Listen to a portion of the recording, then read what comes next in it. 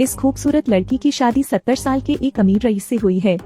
सपनों की जिंदगी जीने में सक्षम होने के लिए हर रात उसे दिग्गजों के साथ एक विशेष मिशन करने की जरूरत है। क्या आपको लगता है कि वे इसे एक साथ बिताएंगे? तुम बहुत भोले हो। एलिजाबेथ गलती से हवेली के एक अंधेरे कमरे में घुस गई, लेकिन उसे एक चौंकाने वाला रहस्य पता चला।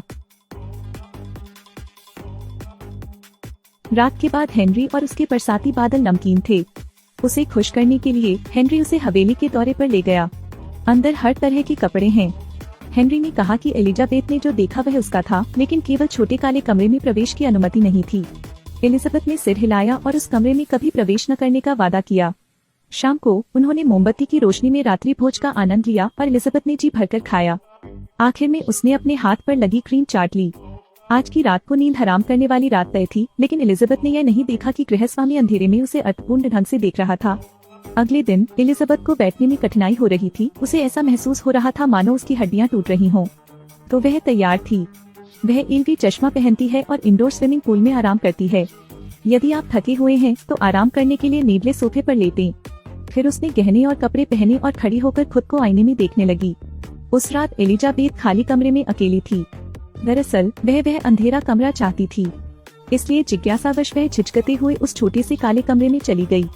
अंत में वह फिर भी आगे बढ़ी और उसे पता चला कि अंदर एक प्रयोगशाला थी। एलिजाबेथ ने उत्सुकता से एक बटन दबाया और एक कैबिनेट सामने आ गई। अंदर एक व्यक्ति था जो बिल्कुल उसके जैसा दिखता था और एलिजाबेथ इतनी डर गई थी कि वह पीछे हट गई। पता चला कि उस संदूक के अंदर एक व्यक्ति था। वह काले कमरे से बाहर निकली और कमरे के चारों ओर घूमने लगी। अंत में उसने पुलिस को फोन करने का फैसला किया, लेकिन उसके फोन का सिग्नल टूट गया। एलिजाबेथ सो गई। जब वह उठी तो हेनरी अचानक उसके सामने आ गया। उसने उन चीजों को देखने के लिए उसे दोषी ठहराया जो उसे नहीं देखना चाहिए था। तो एलिजाबेथ का पीछा किया। आखिरकार एलिजाबेथ के पास पीछे हटने का कोई रास्ता नहीं बचा। ठीक वैसे ही एलिजाबेथ का शव बंजर भूमि में दफनाया गया है। वहाँ एलिजाबेथ बिस्तर पर जाग रही है और कहानी फिर चलती है। हेनरी अभी भी ड्यूटी पर था। छोटा काला कमरा अभी भी निषिद्ध क्षेत्र था। तीसरे दिन एलिजाबेथ फिर भी गुप्त कमरे में घुसी और खुद को फ्रीजर में पड़ा हुआ पाया। एलिजाबेथ इस बार फिर से फ्रीजर में थी। अगले दिन जब एलिजाबेथ उठी तो उसने हेनरी को तौलिया के साथ देखा, जो थोड़ी देर के लिए पानी में भिगोया हुआ था। फिर एलिजाबेथ को पकड़ने के लिए वापस आया।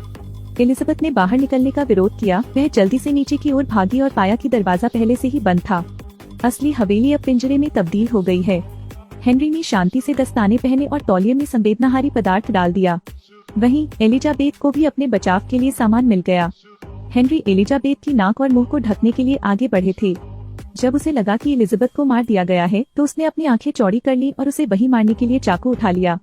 उसके बाद एलिजाबेथ ने कपड़े का एक और सेट पहन लिया। इस समय तक क्लेयर और ओलिवर हवेली में आ चुके थे।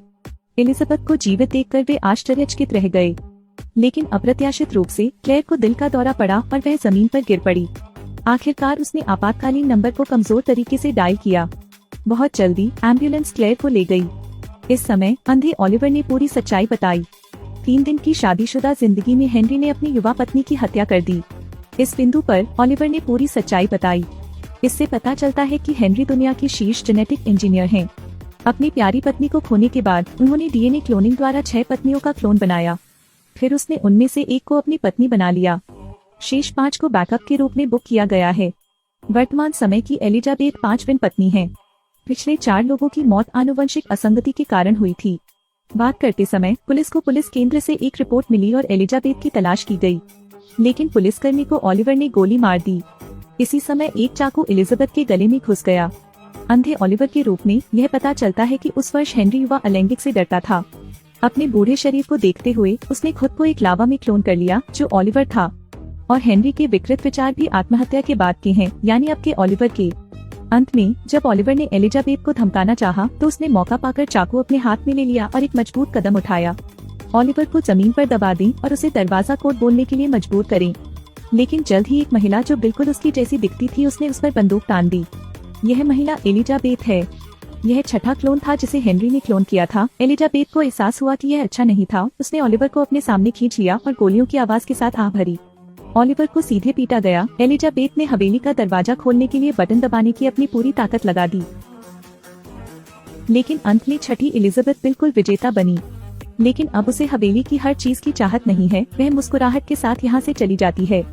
आखिरकार स्वतंत्रता ही वह चीज है जिसका लोग इस जीवन में अनुसरण करते हैं। मनुष्य ने मनुष्य को केवल ईश्वर के रूप में मनुष्य के रचनात्मक परिसर को संतुष्ट करने के लिए बनाया, लेकिन अक्सर प्रतिक्रिया होगी। हेनरी इसका सबसे अच्छा उदाहरण है।